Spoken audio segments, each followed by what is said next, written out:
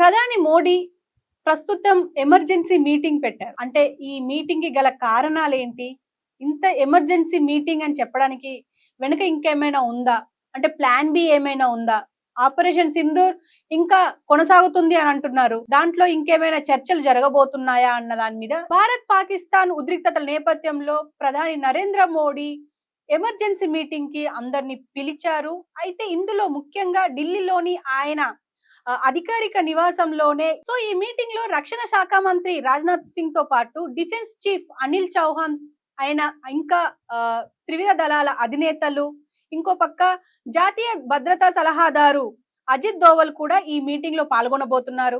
అంటే భారత్ పాకిస్తాన్ మధ్య కాల్పుల విరమణ ఒప్పందం అయితే నడుస్తుంది. మరి దీని గురించి ఏమైనా చర్చ జరుగుతుందా అని ఒక క్యూరియాసిటీ మాత్రం అందరికీ ఉంది. భారత్ పాకిస్తాన్ దేశాల మధ్య కాల్పుల విరమణ ఒప్పందం జరిగిందని అమెరికా అధ్యక్షుడు డొనాల్డ్ ట్రంప్ అధికారికంగా వెల్లడించిన కొద్దిసేపటికే పాకిస్తాన్ తన దొంగ బుద్ధిని ప్రదర్శించింది. కాశ్మీర్, నగ్రోటా ప్రాంతాల్లో మళ్లీ దాడులకు పాల్పడింది. దీంతో ఈ విషయాన్ని ప్రధాని మోదీ సీరియస్ గా తీసుకున్నట్లు తెలుస్తోంది. ఈ క్రమంలోనే ఈ భేటీ కీలకం కానుంది అని అంటున్నారు. పాకిస్తాన్ ను మరోసారి నిలవరించాలని దానిపై త్రివిధ దళాలతో ప్రధాని మోదీ చర్చిస్తున్నారు. పాకిస్తాన్ పై మరోసారి కీలక నిర్ణయం తీసుకునే దిశగా ఈ సమావేశం కొనసాగుతోంది. ప్రధాని నరేంద్ర మోదీ ఎమర్జెన్సీ మీటింగ్ పై ఇప్పుడు యావత్ భారతావని ఆసక్తిగా ఎదురు చూస్తోంది. నమ్మించి మోసం చేసిన పాకిస్తాన్ కు మరోసారి ధీటుగా సమాధానం చెప్పాలని నెటిజన్లు డిమాండ్ చేస్తున్నారు.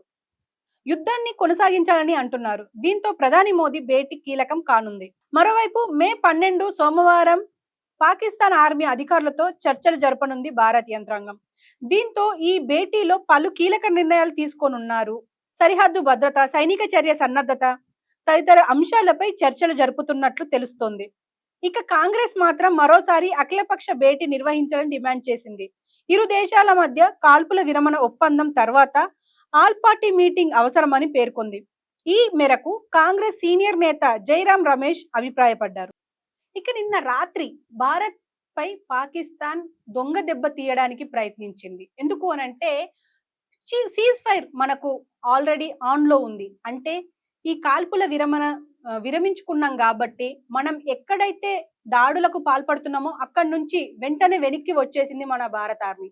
అలాంటి టైంలో ఇప్పుడు అందరూ సైలెంట్ గా ఉన్న సమయంలో అర్ధరాత్రి దొంగ దెబ్బ తీసే ప్రయత్నంగా పాకిస్తాన్ ప్రయత్నించింది.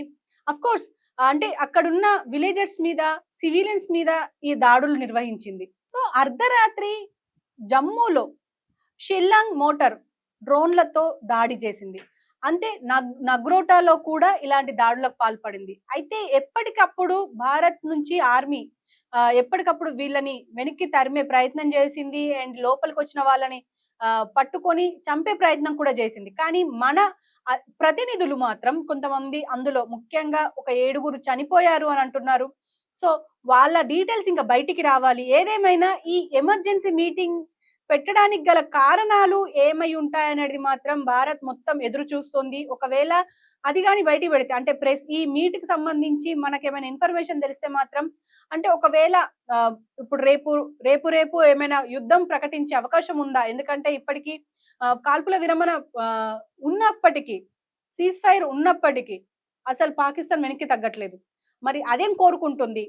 భారత్ ఏం చేయబోతోంది? ఎందుకంటే రేపు మీటింగ్ ఉంది పాకిస్తాన్ అధికార ప్రతినిధులతో. మరి ఆ యంత్రాంగంతో ఏం మాట్లాడాలి అన్న దాని మీద చర్చ జరిగే అవకాశం ఉందనేది సమాచారం.